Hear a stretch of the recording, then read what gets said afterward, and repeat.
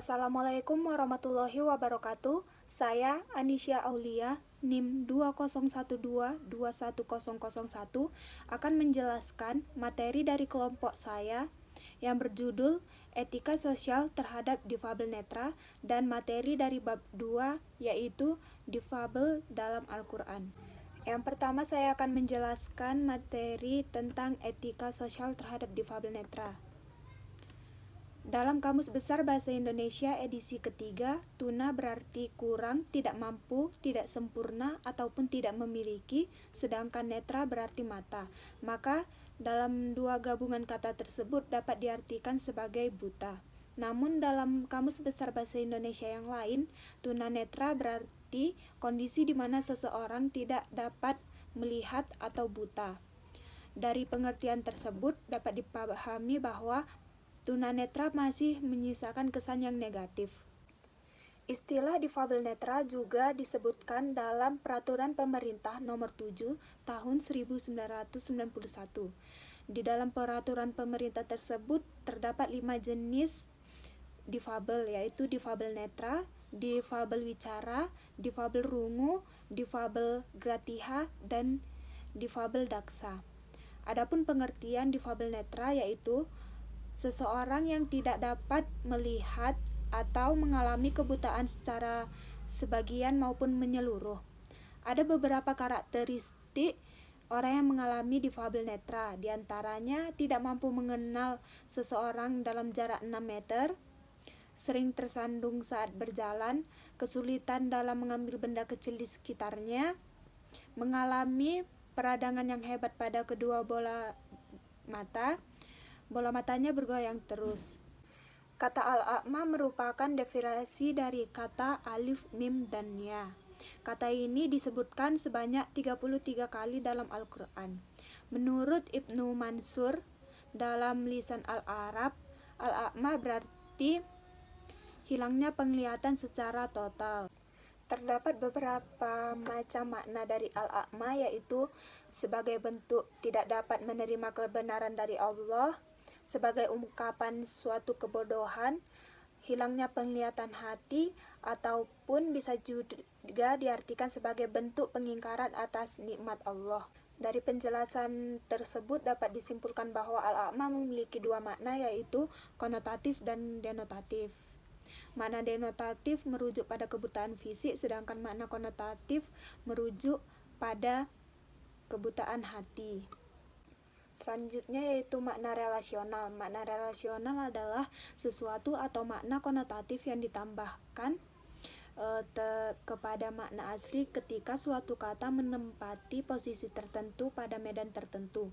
Contohnya yaitu kata al-a'ma dengan makna tidak melihat secara fisik, yaitu terdapat dalam surat Quran surah Al-Fat ayat 17 yang artinya tidak ada dosa atas orang-orang yang buta, atas orang-orang yang pincang, dan atas orang-orang yang sakit untuk tidak mengikuti perang. Dan barang siapa yang taat kepada Allah, niscaya ia akan dimasukkan ke surga yang di bawahnya terdapat sungai yang mengalir, dan siapa yang berpaling, niscaya azabnya akan diberikan dengan azab yang sangat pedih. Quran surah Al-Fat surah ke-48 ayat 17. Terdapat beberapa bentuk medan semantik kata al-a'ma dalam wawasan Al-Quran. Yang pertama yaitu kata basir. Kata ini mengungkapkan orang yang keluar dari kekafiran dan masuk ke dalam keimanan. Yang kedua yaitu kata akmah. Kata ini merupakan sinonim dari kata al-a'ma. Di dalam al-a'ma disebutkan yaitu seseorang yang mengalami kebutaan secara fisik, sedangkan akmah mempertegas atau memiliki makna orang yang memiliki kebutaan sejak lahir. Selanjutnya itu kata dalal. Kata dalal berarti tersesat atau musnah. Kata dalal ini mengalami perkembangan makna, yaitu pada periode Mekah kata dalal berarti kesalahan yang bersifat manusiawi, sedangkan pada periode Madinah kata dalal lebih signifikan seperti orang yang menentang Allah, menghalangi orang yang masuk Islam, terlalu cinta dunia. Karena itu, orang dengan kondisi dalal yang disebutkan tidak mampu menerima hidayah karena ditutup hatinya. Yang keempat yaitu kata dalal. Kata dalal merupakan bentuk penegasan dari makna al-a'ma, yaitu mereka yang tidak mendapatkan petunjuk. Yang kelima, kafaru, yaitu sebagai gambaran mereka yang buta hatinya. Yang keenam yaitu kata amanu. Kata amanu dipertentangkan dengan kata kafaru sebagai bentuk perbandingan orang yang buta hatinya dengan orang yang mendapatkan petunjuk. Yang ketujuh yaitu kata kulub. Sekali lagi dalam Al-Quran membangun argumen bahwa kebutaan hati dan kebutaan fisik memiliki kesetaraan yang berbeda. Kedelapan yaitu kata sum. Kata sum berarti hilangnya pendengaran, namun di dalam Al-Quran kata sum berarti mereka yang tidak dapat menerima kebenaran atau mendengar kebenaran. Yang kesembilan, bum artinya seseorang yang tidak dapat berbicara atau bisu sejak lahir. Yang kesepuluh yaitu a'raj, yaitu dalam Al-Quran bahwa orang yang mengalami kebutaan fisik atau difabel netra mendapatkan apresiasi. Yang kesebelas marij.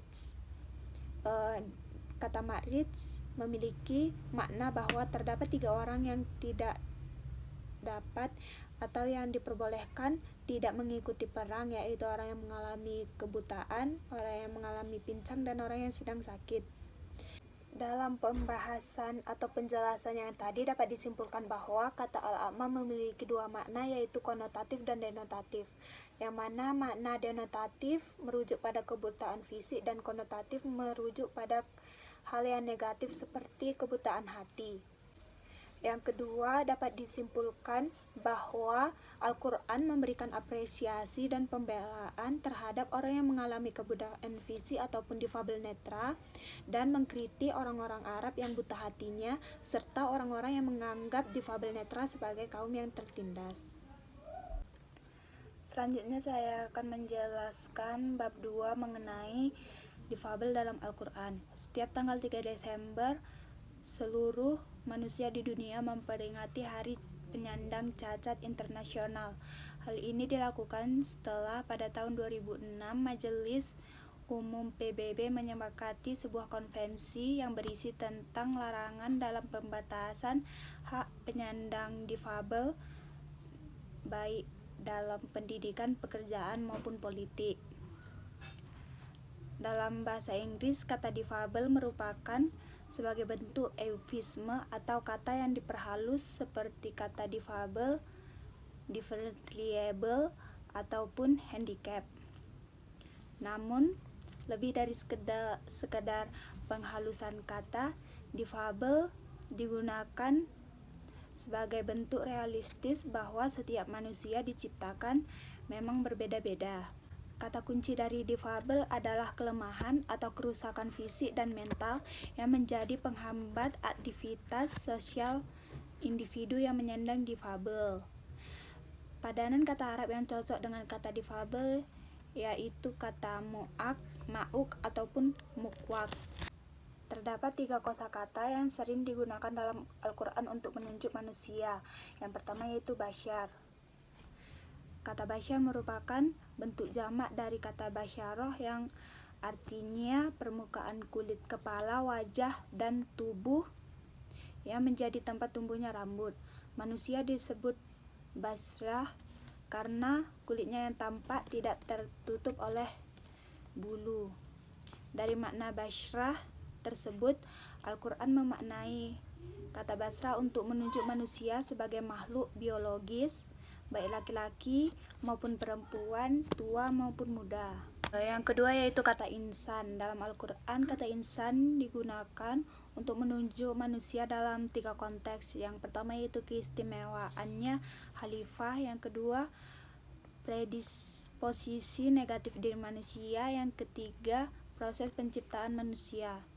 Dalam konteks ini, disabilitas fisik tidak serta-merta membatasi aktivitas ataupun prestasi sepanjang mereka mampu mengamati mengerti dan menganalisis kemampuan yang ia miliki dan tidak boleh diabaikan.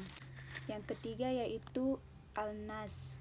Kata ini merujuk kepada manusia sebagai makhluk sosial dan karenanya bersifat horizontal, namun tidak menutup kemungkinan untuk mendapatkan relasi yang bersifat vertikal.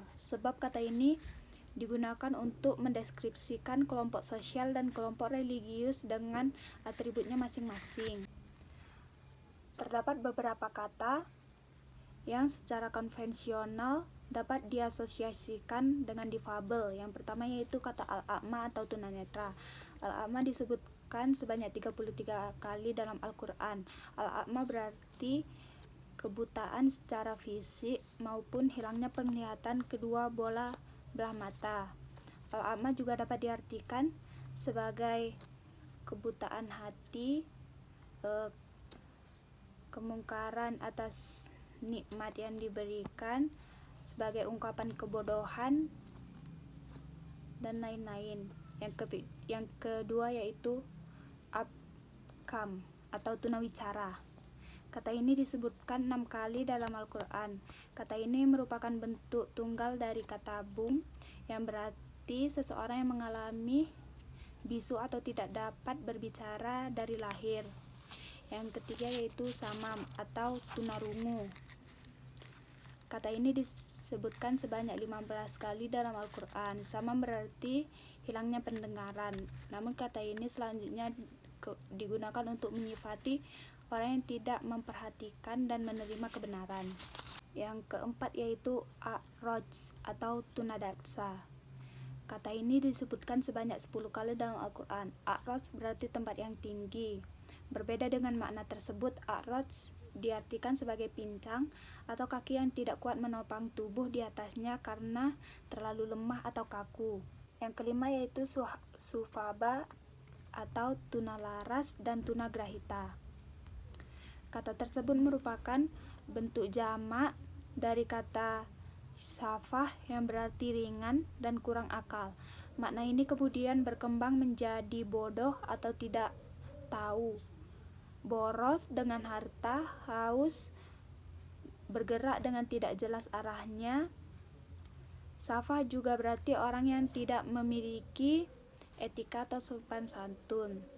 Dari penjelasan tersebut dapat disimpulkan bahwa Al-Quran mengapresiasi atau memberi pembelaan terhadap orang yang mengalami difabel dan melakukan kritik kepada orang yang menganggap orang yang difabel sebagai